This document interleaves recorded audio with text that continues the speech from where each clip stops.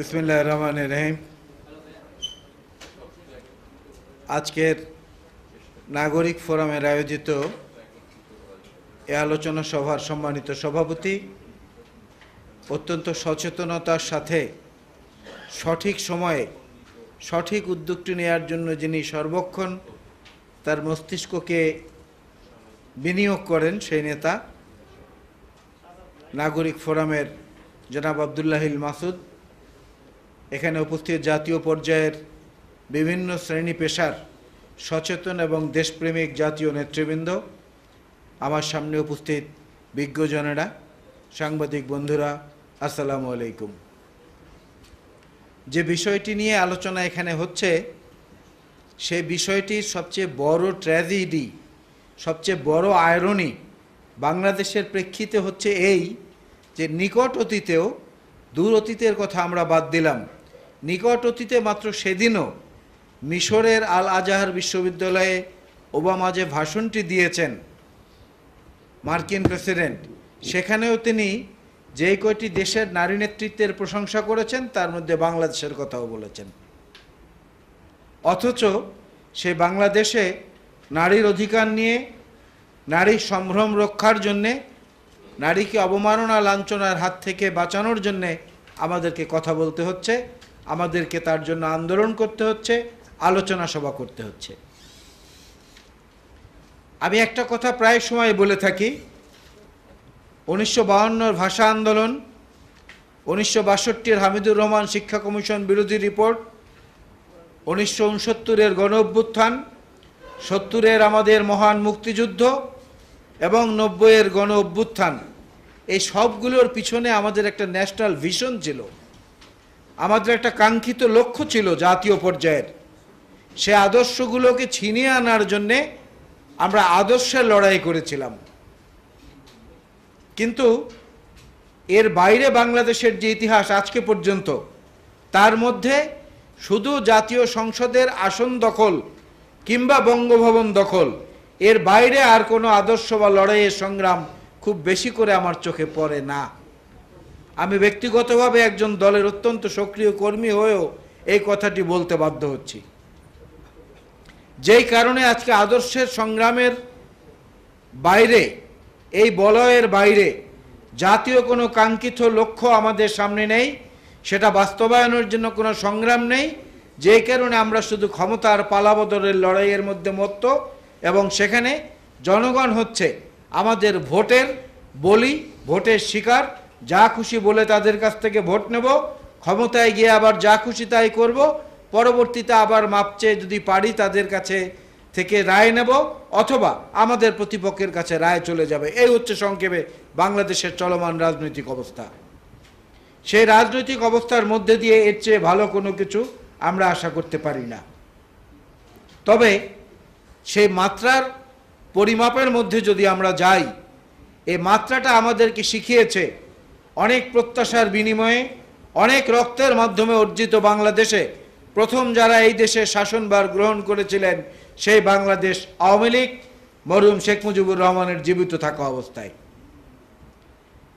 যে এক বুক প্রত্যাশা এবং এক সাগর রক্তকে সমান্তরাল করে দিয়ে এই বাংলাদেশ নামক স্বাধীন দেশের জন্ম হয়েছিল, সেই দেশে আমরা কতগুলো নতুন শব্দ সেদিন শুনেছি, নতুন কিছু কীর্তিকলাপ আমরা দেখেছি যে এই দেশের মানুষ আগে জানতো না।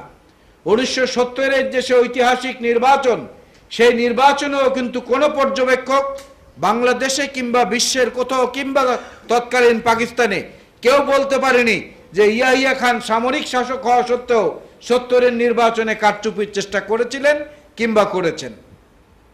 তার অর্থ তখন পর্যন্ত এই দেশের মানুষ এই সম্পর্কে অজ্ঞ ছিল, নির্বাচনের কারচুপি কাকে বলে, ফলাফল পাল্টে দেয়া কাকে বলে।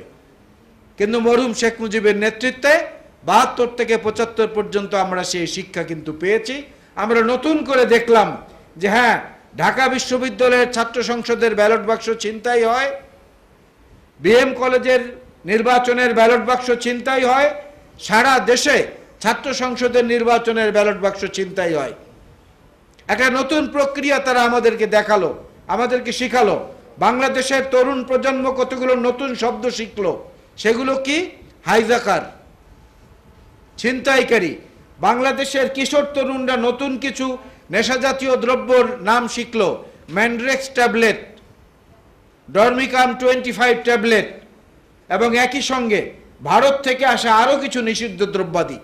এই যে নতুন কিছু জিনিস জাতির সামনে উপহার দেওয়া হলো, রক্ষী বাহিনী নামক বাহিনী উপহার দেওয়া হলো, এবং সেই রক্ষী বাহিনীর মাধ্যমে নারী নির্যাতন থেকে শুরু করে বিশেষ করে সংখ্যালঘু সম্প্রদায় যারা এখনো, যাদের মধ্যে অধিকাংশ এখনো এই দলটির প্রেমে গদগদ হয়ে আছেন, সেই সংখ্যালঘু সম্প্রদায়ের সুন্দরী নারীদের সম্ভ্রম লুণ্ঠনের ঘটনাও আমরা দেখেছি।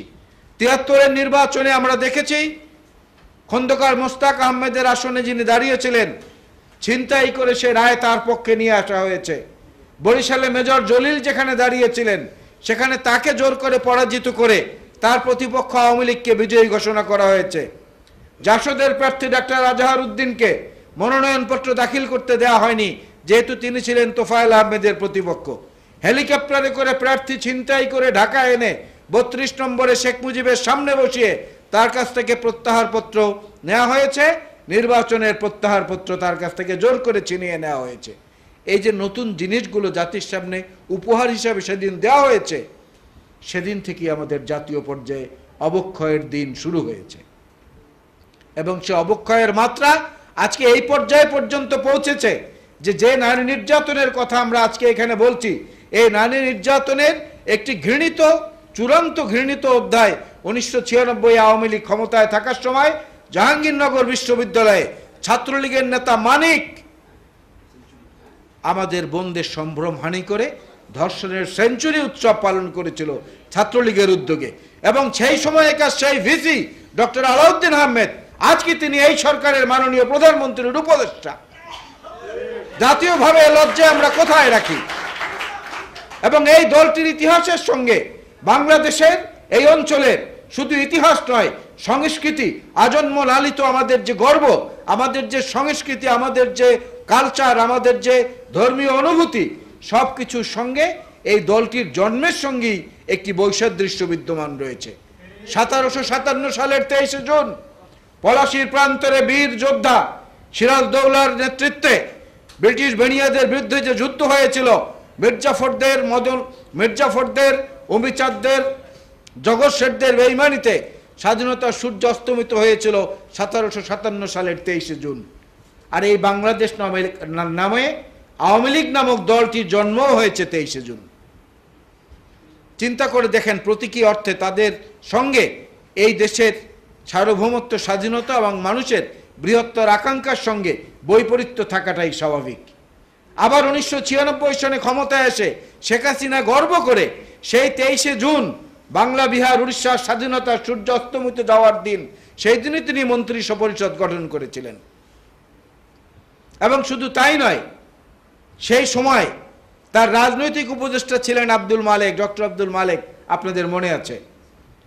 আমরা যারা একটু ধর্ম নিয়ে নাড়াচাড়া করি, আমরা জানি মালেক নামে পরকালে বিচারের পরে দোজখের একজন সর্দার থাকবেন, একজন ফেরেশতা, যার নাম মালেক। তো সেই নামের সাথে সাযুজ্যপূর্ণ মালেককে প্রধানমন্ত্রীর রাজনৈতিক উপদেষ্টা রেখে দোজখের, জাহান্নামের সেবা আবহাওয়া 96 থেকে 2001 পর্যন্ত বাংলাদেশ আওয়ামী লীগ এই দেশের মাটিতে তৈরি করেছিল। তারই ধারাবাহিকতায় আজকে এইসব ঘটনা চলছে। আপনাদের মনে আছে 31st নাইট পালিত হয় আমাদের দেশে। এই আওয়ামী লীগ সরকার ক্ষমতায় থাকার সময় ঢাকা বিশ্ববিদ্যালয়ের টিএসসি চত্বরে বাঁধন নামে এক বোনকে প্রায় উলঙ্গ করা হয়েছিল। লজ্জার সঙ্গে বলতে হয়, ঘৃণার সঙ্গে বলতে হয়, এবং সমস্ত পত্র পত্রিকায় সে ছবি এসেছিল জোর করে কিভাবে মহাভারতের সেই দ্রৌপদীর বস্ত্রহরণের মতো তার শরীরের কাপড় চোপড় খামচে খামচে ছিঁড়ে নিচ্ছে আওয়ামী লীগের এবং যুবলীগের, ছাত্রলীগের নেতারা।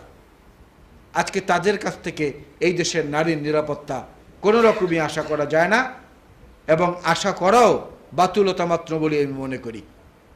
পিরোজপুরের যে ঘটনাটি বহুবার উল্লেখিত হয়েছে, এর কিছুদিন আগে বরিশালে আরও একটি ঘটনা ঘটেছে।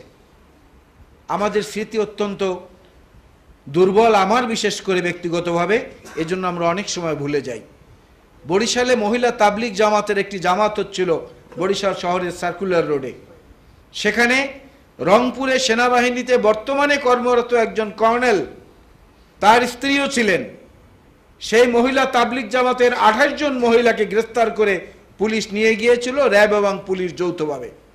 তাদেরকেও 7 দিনের রিমান্ড দেওয়া হয়েছিল এবং 17 দিন পরে তাদেরকে মুক্তি দেওয়া হয়েছে, তদন্তে কোনো কিছু না পেয়ে।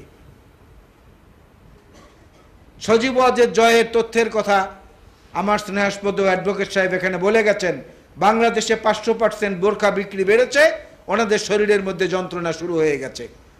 যারা ক্রিস্টিনাকে বিয়ে করেন, তো যেটা নয়া দিগন্তেও ছাপানো হয়নি, আমার দেশেও না, দৈনিক দিনকালেও না, ছাপানো হয়েছে অত্যন্ত বুদ্ধিজীবী যে জনদের ভক্তির গদগদে আলোকে আলোকিত প্রথম আলোতে। প্রথম আলোতে গত পরশুদিন ছাপানো হয়েছে চট্টগ্রামের মেয়র মহিউদ্দিন চৌধুরী এবং স্থানীয় সরকার প্রতিমন্ত্রী জাহাঙ্গীর কবির নানক সাহেব দুজন চট্টগ্রামে যুবলীগের একটি সভায় বক্তৃতা দিয়েছেন।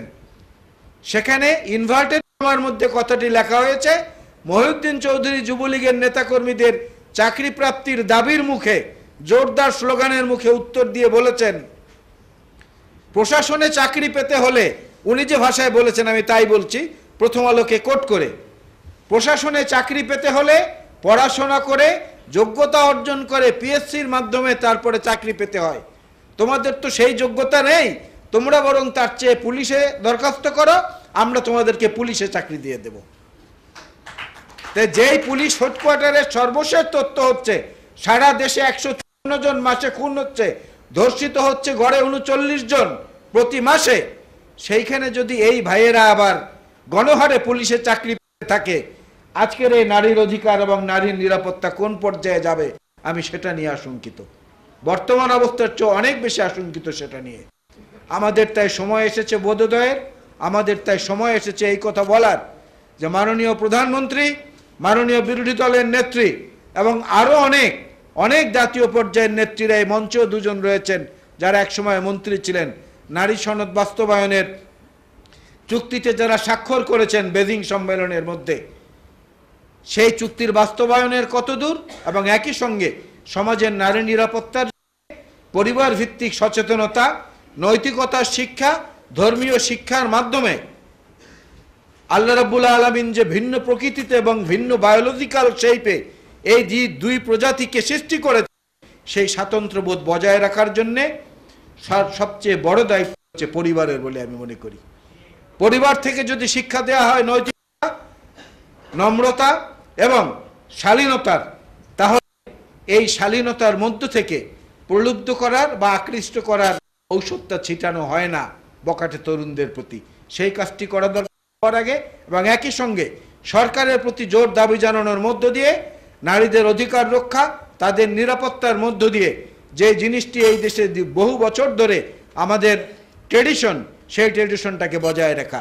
ফখরুদ্দিন, মঈনুদ্দিন, ইয়াজউদ্দিনরা, মাননীয় প্রধানমন্ত্রী শেখ হাসিনা, আজকের মাননীয় বিরোধী দলীয় নেত্রী বেগম খালেদা জিয়া এবং অন্য অন্য নারী নেত্রীদের ব্যাপারে আমাদের মন্ত্রী এমপিদের স্ত্রী উপরে যে নির্যাতন করেছেন, সেই নির্যাতনের ধারাবাহিকতা যদি এখনো চলতে থাকে, আমাদেরকে বলতে বাধ্য করতে হবে, আমরা বলতে বাধ্য হব যে সেই অবৈধ তত্ত্বাবধায়ক সরকারের এক্সটেনশন হচ্ছে বর্তমান